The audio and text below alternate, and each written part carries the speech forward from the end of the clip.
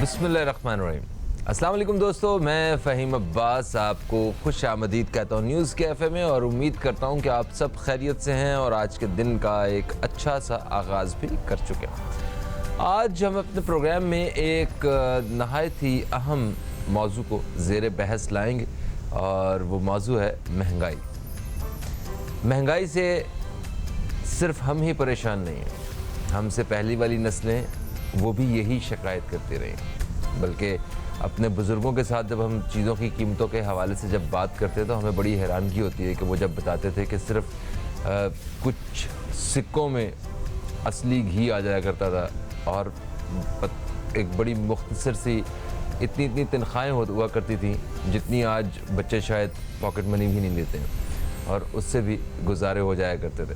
تو آہستہ آہستہ چیزوں کی قدر میں، ان کی قیمتوں میں اضافہ ہوتا آیا ہے اور یہ ہوتا رہے گا، مگر اصل مسئلہ جو ہے وہ یہ ہے کہ ان چیزوں کی قیمتوں میں بڑی تیزی سے اضافہ ہونا، اور جو ہماری آمدن ہے اس کا ہمارے اخراجات کے سامنے ختم ہو جانا یا کم پڑ جانا، یہی دور حاضر کا ایک بہت بڑا مسئلہ بھی ہے۔ مہنگائی ایک اتنا بڑا مسئلہ ہے کہ اس کو ٹول کے طور پہ ہر اپوزیشن جو ہے وہ حکومت کے خلاف استعمال کرتی ہے۔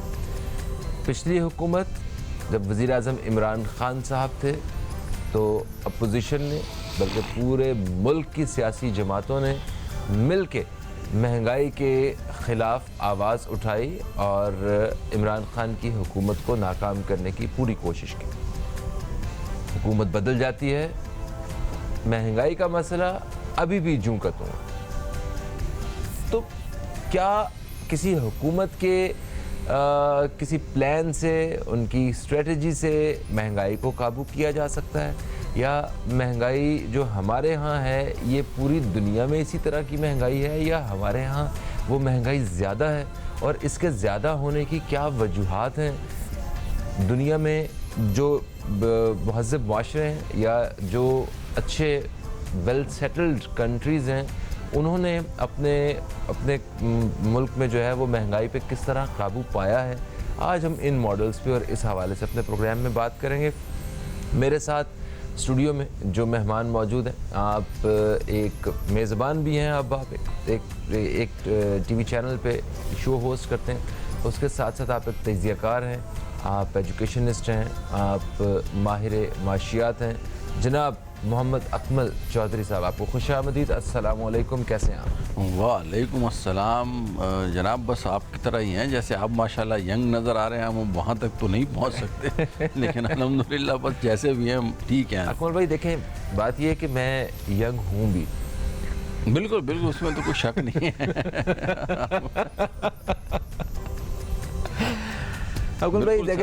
ہمارے پنجابی میں کہتے ہیں دل ہونا چاہیے جوان عمر کی رکھیا، تو دس از سم تھنگ ویری گڈ۔ زندہ دل ہونا آج کل کے دور میں جو ہے نا وہ جوانی سے بالکل کم نہیں ہے، آئی ٹوٹلی ایگری۔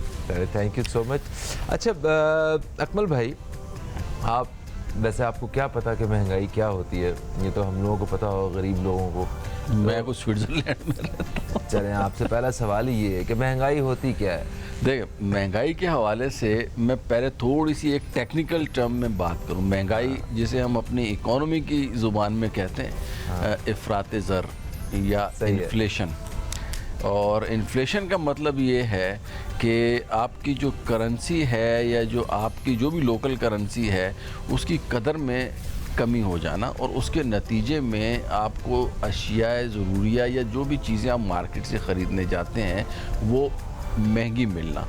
تو یعنی اس کو کسی چیز کو فرض کریں اگر آج 10 روپے کلو مل رہی ہے اور پھر وہی چیز 12 روپے کلو ملے گی، چیز وہی ہے، کموڈٹی وہی ہے، لیکن اس کے لیے آپ کو مزید جو ہے وہ اماؤنٹ دینی پڑتی ہے۔ جس سے یہ ایک قسم کی کرنسی کی بے قدری ہے، جو بھی اس علاقے کی یا اس جیسے پاکستان کی بات کریں تو روپیہ ہے، تو یہ روپے کی بے قدری ہے۔ تو اس کو ہم ٹیکنیکل ٹرمز میں انفلیشن کہتے ہیں، افراط زر۔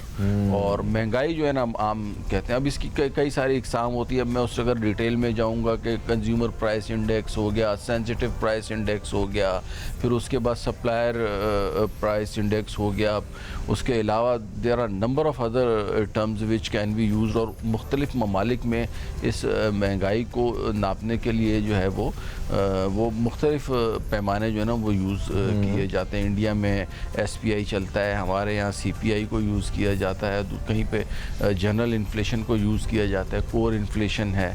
तो अब एक एक की अगर मैं डेफिनेशन में जाऊंगा तो फिर तो ये आपकी जो है ना इकोनॉमी की क्लास हो जाएगी, तो मैं उसमें नहीं जाना चाह रहा। हाँ, सिर्फ मैं महंगाई तक ही महदूद रहना चाह रहा हूँ कि ये महंगाई की मैंने एक तो टेक्निकल टर्म्स में की। अब महंगाई के हवाले से अगर हम बात करें कि ये ज़रूरी है या नहीं है, सबसे पहले तो हम इसके ऊपर आते हैं। अच्छा, मगर यहाँ पे एक चीज़ और ऐड करते जाइए। देखिए, महंगाई तो हमेशा से होती आई है। जो चीज़ एक मतलब कुछ आने की होती थी, आज वो हज़ारों रुपए की है। तो महंगाई का सिलसिला तो जो है वो चलता आ रहा है। देखिए, महंगाई basically is a part of economy. ठीक है, अगर महंगाई नहीं होगी ना तो फिर आप ये समझें कि ये इकोनॉमी का पहिया ही नहीं चलेगा।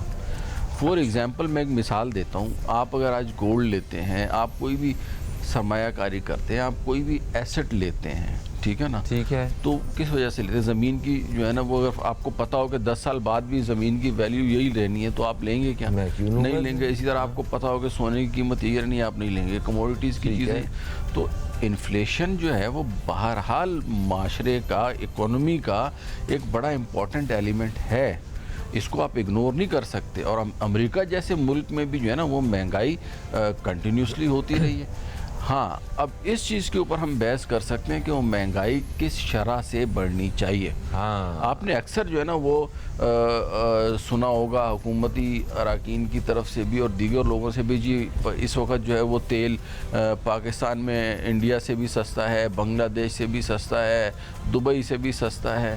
तो उसके पीछे क्या फैक्ट है? अब अगर आप उसको रुपीज़ में कन्वर्ट करके देखते हैं तो बिल्कुल ऐसा ही है। सही है कि जो इंडिया में या दूसरे मुल्कों से पाकिस्तान में पेट्रोल सस्ता है, वहाँ महंगा है।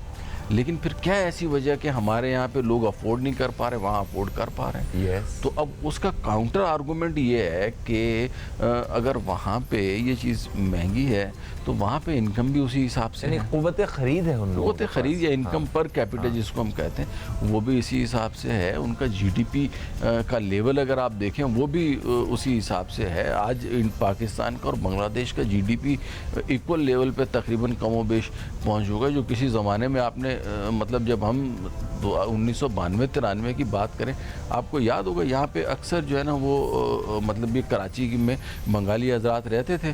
लेकिन जैसे जैसे हमारी करेंसी डीवैल्यू होना शुरू हुई, इन्फ्लेशन बढ़ता गया, करेंसी डीवैल्यू होती गई, आप देखें आहिस्ता आहिस्ता वो लोग वापस अपने मुल्क में सेटल हो गए। तो ये चीज़ जो है ना ये बड़ी इंपॉर्टेंट है कि महंगाई का होना जो है ना, कि अब एक चीज़ यहाँ पे बहुत सस्ती हो गई और दूसरे जगह पे महंगी है, तो होगा ये कि फिर यहाँ से स्मगलिंग शुरू हो जाएगी, यहाँ से चीज़ें बाहर जाना शुरू हो जाएंगी। तो उसका हल ये नहीं है कि आप चीज़ों को जो है ना वो महंगा कर दें या उसको इस तरीके से मतलब ट्रीट करें। आपको करना ये होगा कि अगर आपने उन चीज़ों को महंगा करना है तो अकॉर्डिंगली आपको उसकी इनकम भी बढ़ानी होगी। बिल्कुल सही। आज हम अपने प्रोग्राम में इस हवाले से अकमल साहब से बात करते रहेंगे, और अभी हम एक वक्फे की तरफ बढ़ रहे हैं। वक्फे से वापस आते हैं तो हम इस बारे में ज़रूर बात करेंगे कि पाकिस्तान में जो महंगाई की शरह है वो दुनिया भर में जो महंगाई की शरह है उससे कितनी मुख्तलिफ है, और हमारी जितनी सियासी जमातें हैं उनके पास सिवाय इलेक्शंस के कोई और भी हल है महंगाई। पाकिस्तान में जो महंगाई हो रही है, क्या ये आलमी सतह पे जो महंगाई की शरह है उससे मुख्तलिफ है? ठीक है, एक तो इस हवाले से बयान कीजिए, और दूसरा आपसे ये पूछना चाहता हूँ कि क्या हमारे सियासतदानों के पास इलेक्शंस के अलावा कोई महंगाई का हल है? क्योंकि जब भी महंगाई के बारे में बात सुनते हैं ये कहते हैं बस इलेक्शन होने चाहिए, इलेक्शंस करवा दें, इनको हुकूमत ख़त्म हो जाए इनकी। क्या यही हल है? बाकी दुनिया ने भी इसी हल के ऊपर काम किया? भाई, आपके सवाल का पहला हिस्सा ये है कि पूरी दुनिया में ये हाल है, तो इस वक्त जो पोजीशन चल रही है ख़ास तौर पर रशिया यूक्रेन वॉर, उसके तनाजुर में अगर देखा जाए तो वर्ल्ड वाइड जो है एक महंगाई की लहर तो आई है। ठीक है, इसको हम डिनाई नहीं कर सकते। और अमेरिका जैसे मुल्क में जो है वो महंगाई की शरह दुगनी हो गई है। ٹھیک ہے نا, انفلیشن ریٹ دگنا ہو گیا ہے, لیکن انٹرسٹ ریٹ دگنا ہو گیا, اور انفلیشن جو ہے تقریباً 3 سے 4%, 8 سے 9% کے اراؤنڈ پہنچ چکا ہے. امریکہ جیسے ملک میں یہ وہ ملک ہے جہاں پہ کبھی بھی انفلیشن 1, 2, 3% سے اوپر نہیں رہا, اور یہاں پہ انٹرسٹ ریٹ 1% ہوتا تھا. یہ ہمارے یہاں پہ 15% ہے نا, تو وہاں پہ انٹرسٹ ریٹ 1% ہوتا تھا, تو ان کو دگنا کرنا پڑ گیا, اور مزید بھی اس کا امپیکٹ آئے گا. کیونکہ ظاہر یاد رکھیے کہ جب بھی انفلیشن بڑھے گا انٹرسٹ ریٹ حکومت کو بڑھانا پڑتا ہے. یہ ایک بائی ڈیفالٹ فارمولہ ہے, اس کے بغیر جو ہے نا وہ کوئی چارہ نہیں ہوتا. آل دو کہ یہ جو ہے وہ ڈیمانڈ پل انفلیشن میں کامیاب ہے, کاسٹ پش انفلیشن میں جو شرح سود کا بڑھانا ہے وہ کوئی بہت اچھا امپیکٹ نہیں ڈالتا, لیکن اس کے باوجود جو ہے وہ انٹرنیشنلی جو ہے وہ مہنگائی کو آپ ڈینائی نہیں کر سکتے, وہ ایلیمنٹ اپنی جگہ پہ ہے.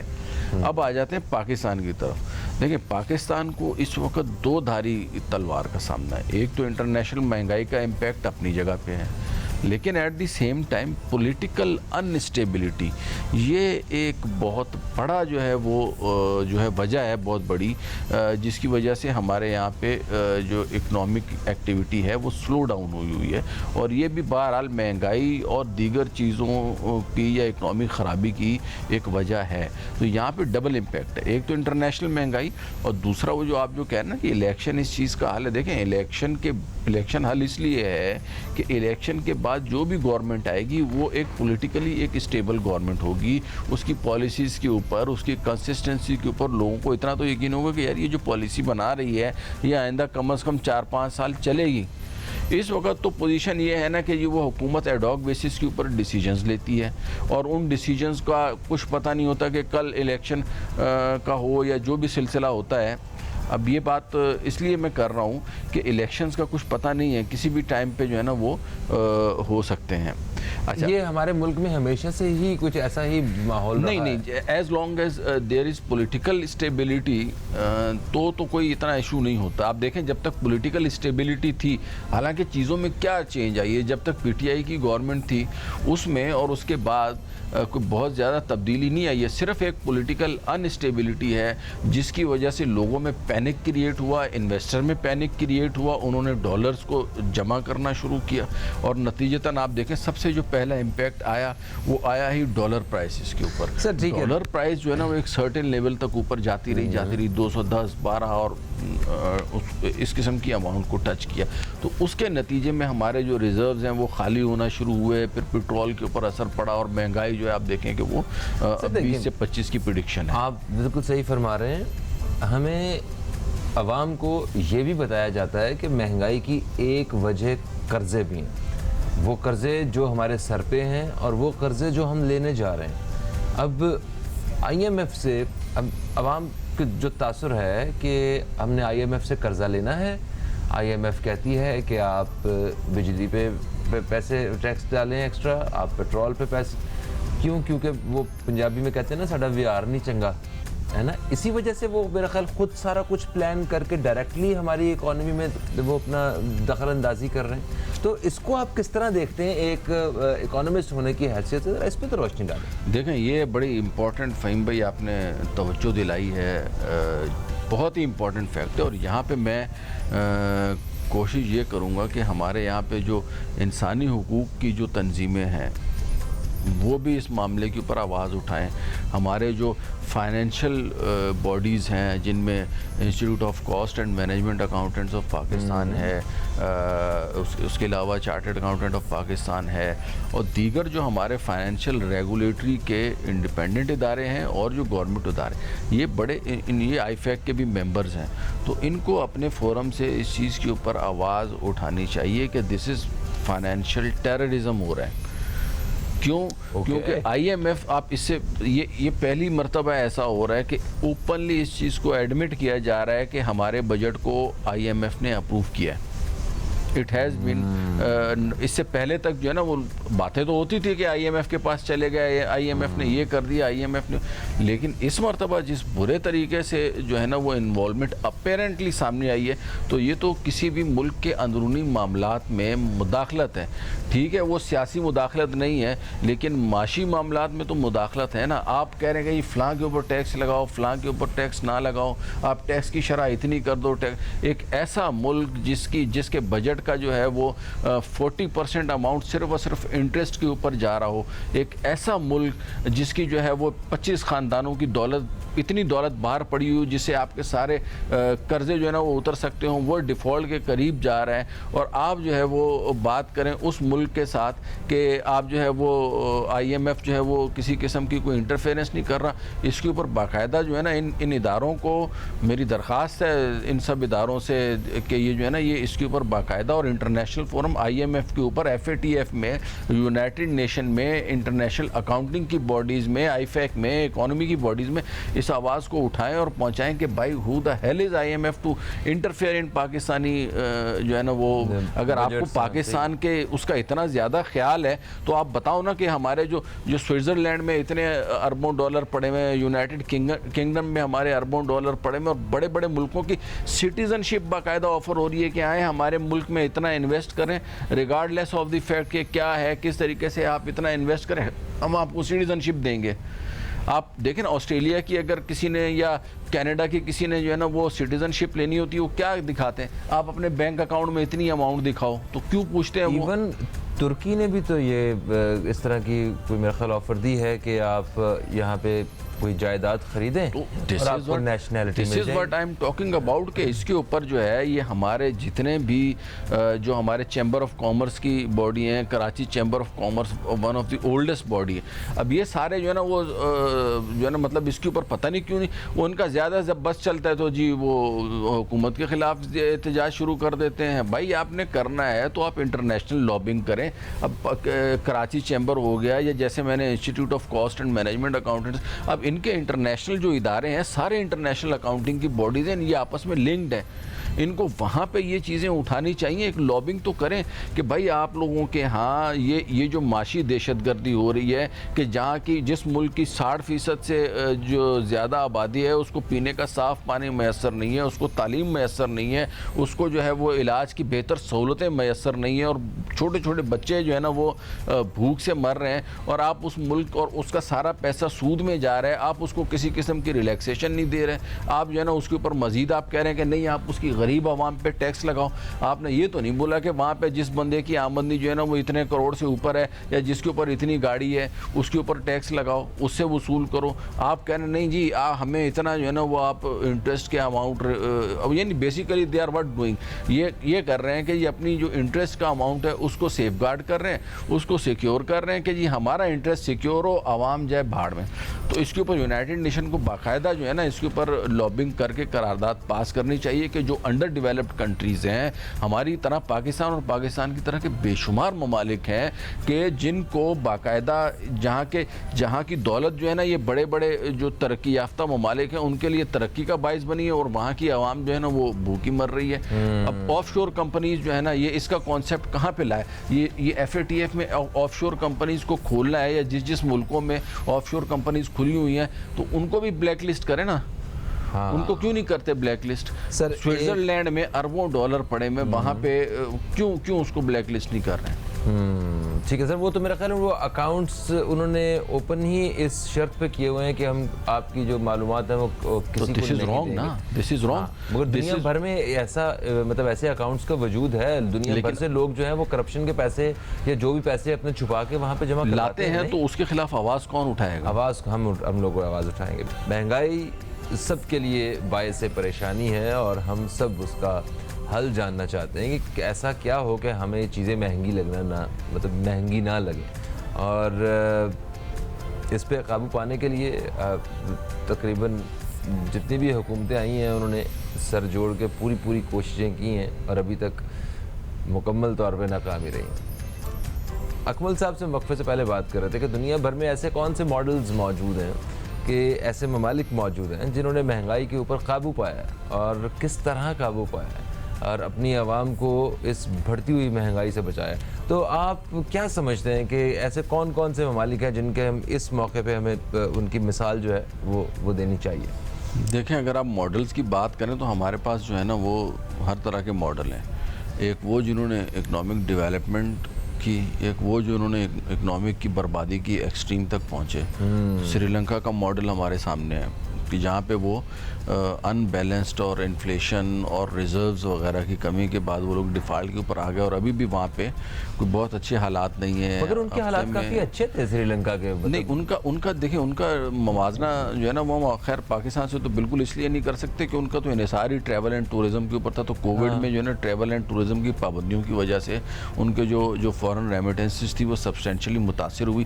ایز اے ریزلٹ ان کے جو ہے وہ جو ریزروز تھے وہ ڈاؤن فال کی طرف گئے, اور گرتے گرتے وہ اس پوزیشن میں آ گئے کہ ان کے پاس بالکل بھی آئل خریدنے کے بھی پیسے نہیں رہے. اب وہاں پہ آئل جو ہے نا وہ ہفتے میں چند دن ملتا ہے. جمعے کے دن کی وہاں پہ چھٹی اناؤنس کی ہے کہ آپ لوگ جو ہے نا وہ کلٹیویشن کریں اور سبزیاں اگائیں تاکہ خوراک کی جو ہے وہ کوئی قلت ملک میں نہ ہو سکے. جی ہاں, یہ وہ ماڈل ہے.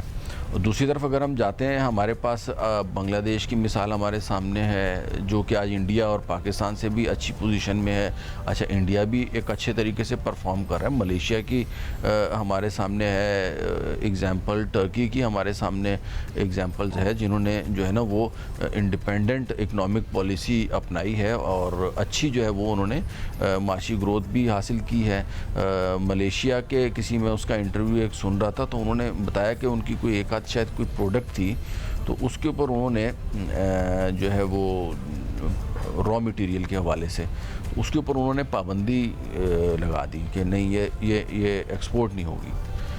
تو آپ یقین کریں کہ اس نے یہ انہی کا کہنا تھا کہ ان کی جو اسٹینلیس اسٹیل کی جو ایکسپورٹ ہے 2019 میں تقریباً جو ہے نا وہ $1 بلین ہو گئی. اوکے. اینڈ دین 2020, 21 اور 22 اینڈ ناؤ ان کی جو ہے نا وہ they are producing 50% stainless steel exporting. ان کی اکانومی کا 50% جو ہے وہ اسٹینلیس اسٹیل ہے. تو بیسیکلی جو ہمارے سامنے جو ماڈلز ہیں نا ان کو اگر آپ دیکھیں تو انہوں نے سب سے جو زیادہ انحصار کیا ہے وہ اپنی کور کمپیٹنسیز اور سیلف سفیشینسی کے اوپر کیا ہے. انڈیا کی اس وقت اگر آپ بات کریں تو انڈیا کی جو آئی ٹی کی ایکسپورٹ ہیں وہ $50 to $70 پلس بلین جو ہے نا وہ پلس ہیں. پاکستان کی ٹوٹل جو ہے نا وہ 30-32 بلین کے اوپر ہیں. تو اب آپ دیکھیں انہوں نے اپنے اسکلز کو جو ہے نا وہ بڑا پروموٹ کیا. بنگلہ دیش کی اگر آپ بات کریں جی یہاں پہ ایک چیز دیکھیں, جس طرح انڈیویجولی بھی دیکھا جائے نا تو ہر انسان اگر ترقی کرنا چاہتا ہے یا آگے بڑھنا چاہتا ہے تو وہ اس کام میں اپنی ارننگ بہتر کرتا ہے جو اسے آتا ہے یا جو اس کا کام ہوتا ہے, جو ریسورسز اویلیبل ہوتی ہیں. دیکھیں اب ان ممالک کی بات کر رہے ہیں تو کوئی اسٹینلیس اسٹیل میں اچھا تھا تو اس نے اس کی انڈسٹری کو بڑھا لیا, کوئی ٹورزم میں اچھا تھا اسے ٹورزم کو بڑھا لیا. ایگزیکٹلی. اسی ایک زرعی ملک ہے سر, اس زرعی ملک میں زراعت ہماری وہ پیچھے جا رہی ہے. اور مطلب آپ یہ دیکھیں کہ ہم نے $10 بلین کی فوڈ آئٹمز امپورٹ کیے ہیں پچھلے سال میں. $10 بلین کے فوڈ آئٹمز امپورٹ کیا آؤٹ آف 72 بلین.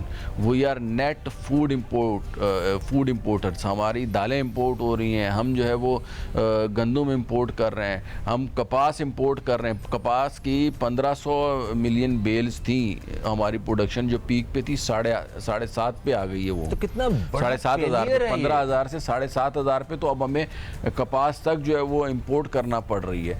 تو بیسیکلی اس کی وجوہات کے اوپر تو میں بعد میں جاتا ہوں, پہلے میں آئیڈینٹیفائی کروں کہ ہماری جو کمپیٹیٹیو ایڈوانٹیج ہے جس چیز کی ہمارے یہاں پہ دیکھیں آئی ٹی کے حوالے سے ڈیٹا اینالیٹکس ہو گیا یا بلاک چین ٹیکنالوجی ہو گیا, اس میں بڑا اسکوپ ہے. اس میں ہمارے نوجوان جو ہے نا وہ بہت کمپیٹنٹ ہیں اور اور اس کے لیے اتنی انویسٹمنٹ بھی نہیں چاہیے. اور اگر حکومت چند ایک ان کو جو ہے نا وہ صرف اگر ڈائریکٹ پیسے نہیں دے سکتی نا, چند ایک ایسے وینیوز یا ایسی جگہ بنا دے کہ جی اب یہاں پہ آ کے کام کریں اور جو بھی آپ نے انٹرنیشنل ارننگ کرنی اس کا ایک سرٹن اماؤنٹ دے تو ایک اچھا خاصا زر مبادلہ اس سے کمایا جا سکتا ہے. This is what India is doing. India جو ہے وہ آئی ٹی میں ایک مقام پیدا کرتا جا رہا ہے. Same is the case with Bangladesh کے بنگلہ دیش وہ ٹیکسٹائل کے حوالے سے اس کی جو ایکسپورٹس ہیں وہ بہت آگے پہنچ گئی ہیں. ہمارے یہاں پہ ابھی تک ڈیسائیڈ ہی نہیں ہو پا رہا کہ ہم نے ایگریکلچر کو ایگریکلچر کی اگر آپ بات کریں تو ہم نے ریسرچ اور ڈیولپمنٹ تو کی نہیں ہے.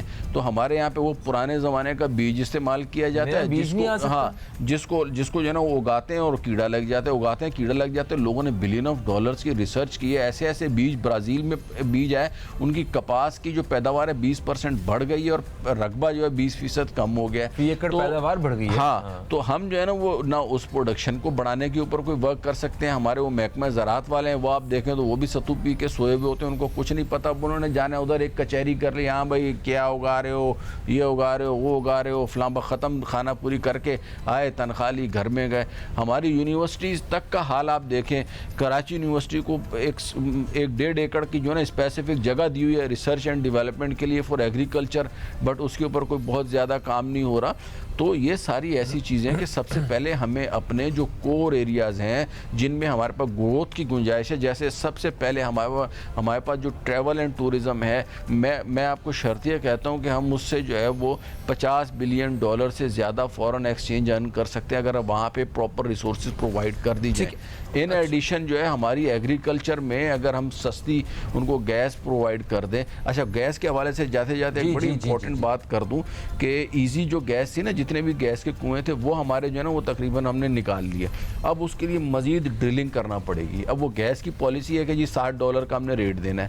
اب $6 کا یا $60 کا جو گیس نکالنے والی کمپنی تھے, اب وہ گیس کا ریٹ اگر یہ لوگ بڑھا دیں اور $9 کر دیں تو وہ تھوڑا سا ڈرلنگ کو اور گہرا کریں گے تو گیس آپ کو یہیں پہ اویلیبل ہو جائے گی. آپ LNG کے لیے مارے پھر رہے ہیں, اور یہ چیز جو ہے نا بہت کم لوگوں کو پتہ ہے. اب گیس مل جائے گی تو فرٹیلائزر سستی ہوگی, فرٹیلائزر جب سستی ہوگی تو الٹیمیٹلی اس کا جو ہے وہ کراپ کے اوپر امپیکٹ آئے گا.